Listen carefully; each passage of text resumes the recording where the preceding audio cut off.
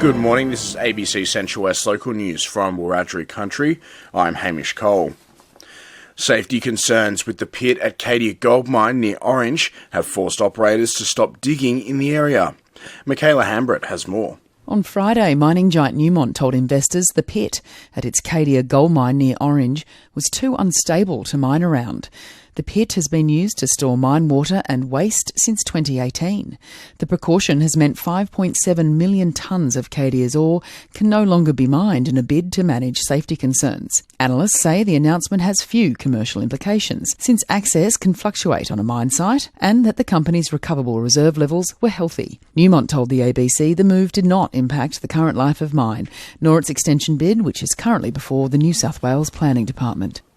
Meanwhile, the state's environment watchdog has been praised for successfully prosecuting a coal mining company over discharging untreated water into a Central West river. The operator of Clarence Colliery near Lithgow has been convicted of 5 environmental offences relating to discharges of untreated mine water into the Wallangamble River.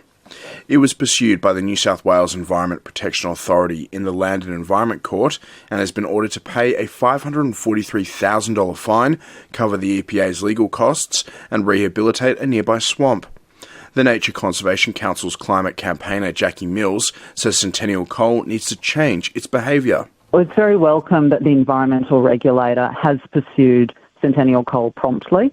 We'd like to see, stringent regulations applied to companies such as Centennial Coal, but we also want to see stronger rules, not just cleaning up after the damage is done. Centennial Coal has been contacted for comment. Rio Tinto is holding talks in the Central West this week about its proposed scandium mine. Drop-in sessions are being hosted in Tullamore this afternoon and Condobolin on Thursday for people to learn about the environmental impact statement for the Burra Scandium project. The company is yet to submit the report to the state's planning department. It says it'll be one of the smallest mine sites in Australia, with 3 pits at a maximum depth of 25 metres, which is above the water table.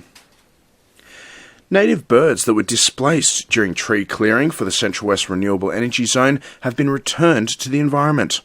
Almost a dozen kestrels that were being looked after by Wires carers have been re-released near Marothry Road north of Mudgee, where ACERES was conducting roadworks for the Marothry Energy Hub. The Federal Environment Department launched a compliance investigation into the Energy Consortium's actions, which remains ongoing. Wires Emergency Response Manager Matthew Godwin says the proponent has learnt lessons from last year's incident and has acted to prevent it from happening again. If we have another event, we would be very much ready to go, along with staff from a response perspective, being able to provide an ambulance and a temporary rehab enclosure on the site for any impacted animals. In a statement, ACERES said its team was working with Wires on a range of initiatives during clearing operations, including training for some staff. Police are investigating a fatal single-vehicle crash near Orange.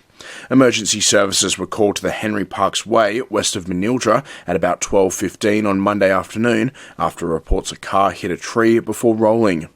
The female driver and sole occupant of the vehicle died at the scene. The road was closed in both directions for 4 hours.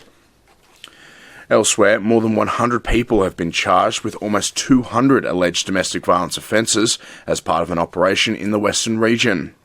Police carried out a 5-day blitz last week targeting family violence and DV, focusing on wanted offenders. During the operation, 1,300 apprehended domestic violence order compliance checks were conducted, while police applied for another 100 ADVOs. A dozen arrest warrants were executed and almost 30 people were found breaching their bail conditions. And the New South Wales State Emergency Service is warning of flash flooding and river rises in the state's far west from today. Widespread rain across the region is forecast, with 24-hour totals of up to 90 millimetres possible and isolated falls of up to 130 millimetres, along with thunderstorms. And to the weather, it will be mostly sunny on the Central West slopes and plains, while partly cloudy elsewhere. The chance of fog about the ranges this morning. The expected maximums: Lithgow 28, Orange 29, Goulburn 31, Mudgee 33 and Parkes 36.